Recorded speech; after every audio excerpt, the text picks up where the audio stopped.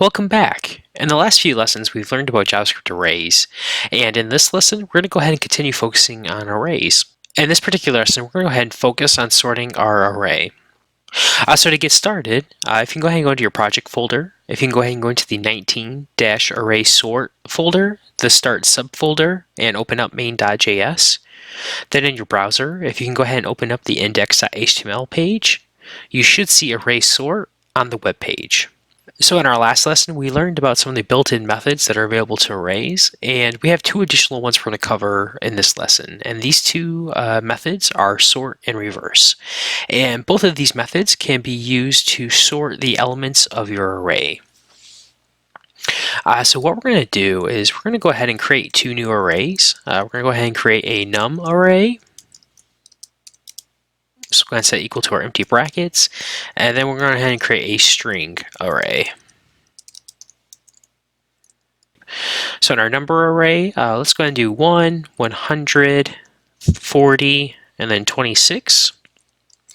And in our string array, let's go ahead and do A, Z, T, and W. So the first method we're going to take a look at is sort. And so what this method will do is it's going to sort your array alphabetically.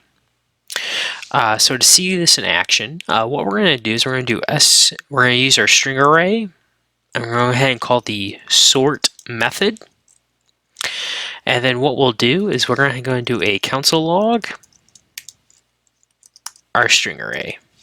And then what we'll do is we'll copy this line, let's place it up here as well, and we'll go ahead and log our two arrays before we do anything with them. So if we go ahead and save, and let's go ahead and refresh our web page, and we can go ahead and take a look at our array. So you'll see in our results that because since we called the sort method, our string array has been sorted alphabetically for us. So one important thing to note is the sort method will sort all values as strings in your array. So if you try to sort an array that has any types of numbers or objects, you may not see the type of results you would expect if we try sorting a number array by increasing value.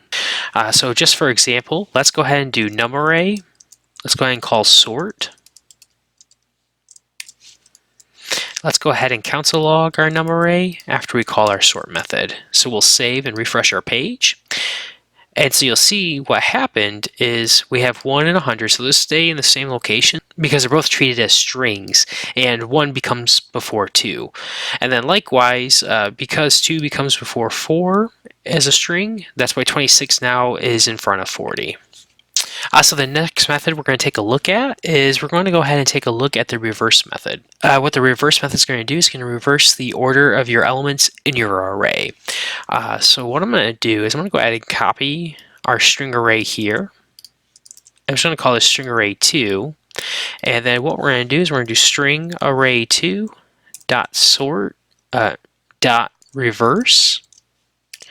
And then what we'll do is we'll go ahead and console log our string array so we can see what happens. So go ahead and save and refresh. You'll see that our array was originally AZTW, and now it's in reverse, it's AZT and W. So you'll see all this method does is reverse the order of the elements. However, it can be very useful if you want to go ahead and sort your array in descending order. Because if you go ahead and sort your array alphabetically, we can go ahead and call reverse, and then we'll have it in descending order. So as an example, if we take string array and we go ahead and call reverse on it, since we've already sorted it, we go ahead and see our results. So let's go ahead and copy that and go ahead and save and refresh. And now you'll see that we had our original array sorted, and now we've reversed it, so now it's in descending order. So one of the things that's great about the sort method is you can pass an argument that is a function, and this function can be used to perform some type of custom sorting logic on your array. So by passing a custom function as our argument, we can easily do things like take our number array and sort our values from lowest to highest or highest to lowest. We could use it to find the highest number in our array or the lowest number. We could also do things just like randomize the order of the elements in our array. So what we're going to do is we're going to go ahead and create our own custom sort function for sorting our number array. So what we'll do is let's come down here. Let's go ahead and do numArray. We'll go ahead and call sort. And then what we'll do for our argument, we'll go ahead and create a function. All right, so our custom function is going to take two parameters, so A and B. So these are going to be the two elements of our array that we're comparing. And then from our array, we need to return a value. So we're just going to go ahead and return A minus B. And then what we're going to do is I'm just going to go ahead and add the console log statement. I'm going to go ahead and do A, comma, and then B. And then right above this, let's go ahead and do a console log numArray, so we can see what it is before we sort it. So how the compare function works is the JavaScript is going to compare all of the values in the array, two values at a time. So what's happening is, so as an example, what's happening is first we're taking the second element in our array and we're comparing with our first element. And because 100 is greater than 1, we know that this element needs to come after this element. So then next what JavaScript does is it grabs another element from our array, so our 26 here, and it gets compared with 100. And we can see that 100 is greater than 26, so we know this element needs to come over here. And then JavaScript will keep doing this until every element has been compared, so that way our array ends up in the right order. So then what we should do is let's go ahead and add a console log after our sort function so we can look at our array and make sure it got sorted correctly. And we can see that it did. So we have 1, 26, 40, and then 100.